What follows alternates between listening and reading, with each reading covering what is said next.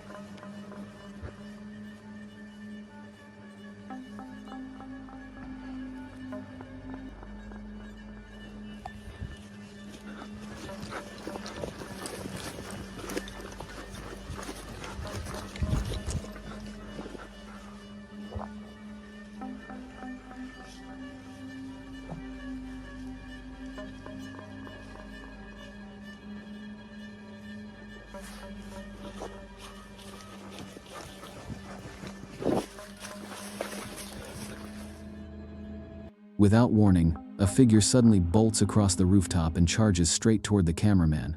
What began as a routine tagging session turns into a desperate sprint for safety, with 𝐬𝐮𝐬𝐫𝐞 capturing shaky, chaotic footage as he runs for his life. His heavy breathing and frantic movements make the chase feel all too real, leaving viewers gripped with tension. Thankfully, the video ends with him escaping unharmed, but the encounter raises unsettling questions. Who was the mysterious figure? And why were they hiding in the shadows of the building? Were they simply trying to scare him off for trespassing? Or did they have far darker motives? The fact that they appeared so suddenly, as if they had been lying in wait, makes the situation even more disturbing. In the end, the video stands as a stark reminder of how quickly an innocent exploration can spiral into a nightmare.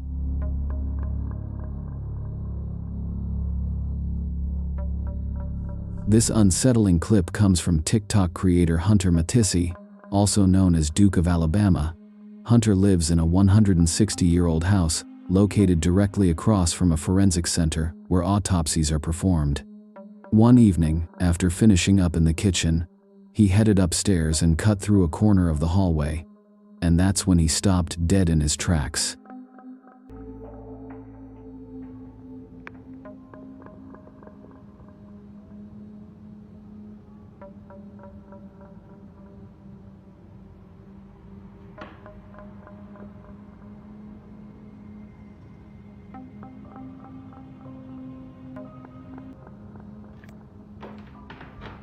What in the actual hell?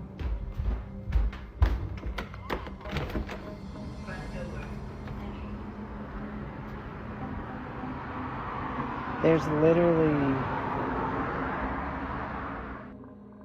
Behind his front door, a dark, human-shaped shadow, wearing what appeared to be a hat, suddenly appeared. But when Hunter threw the door open, nobody was there. He emphasizes that no one was across the street or anywhere near the house to cast such a shadow.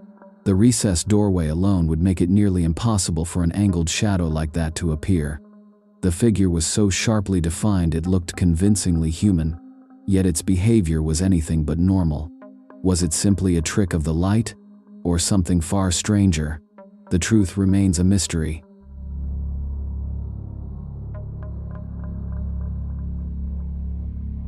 Juan Farad had been enjoying what he thought would be an uneventful evening, relaxing in front of the television as sleep slowly crept over him.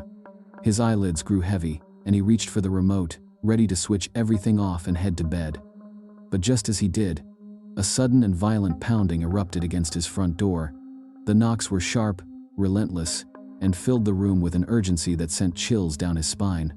Juan sat frozen, his heart racing, Who could be knocking so furiously at such a late hour? After several long, nerve-wracking moments, he summoned enough courage to check. But when he opened the door, no one was there.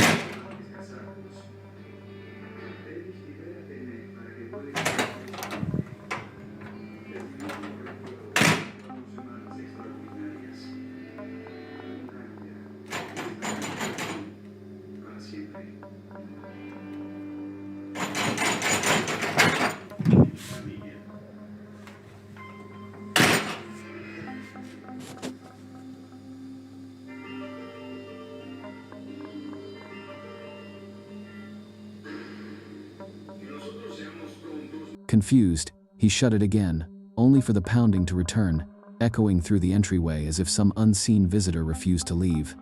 Each attempt brought the same result, an empty doorway, yet the aggressive knocking continued. The more it persisted, the less Juan believed it was anything natural. It felt as though something invisible was demanding entry, something that didn't belong to the living. Convinced that what he was experiencing had a paranormal origin, Juan reached out to investigators who specialize in hauntings, hoping they might uncover the source of the disturbance. Until then, he remains on edge, fully aware that whatever lingers outside his home might not be gone and could return at any moment.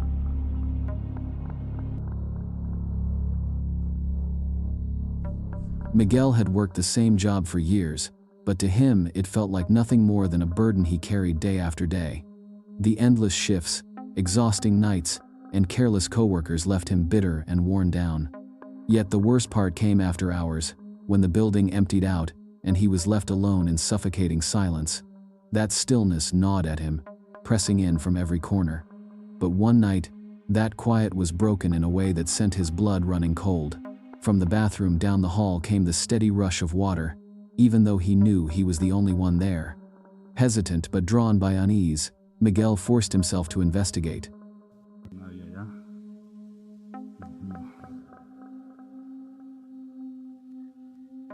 Bueno, voy para adentro. La sangre de Cristo me cura. Hola, hola. Hola. Hola, hola, ¿estás acá? ¿Dónde estás? Se prenden las luces. ¿Estás jugando con la llave? ¿Ah?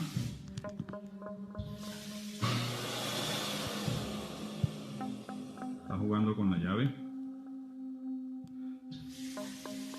¿Ah? Necesito otra prueba. Necesito otra prueba.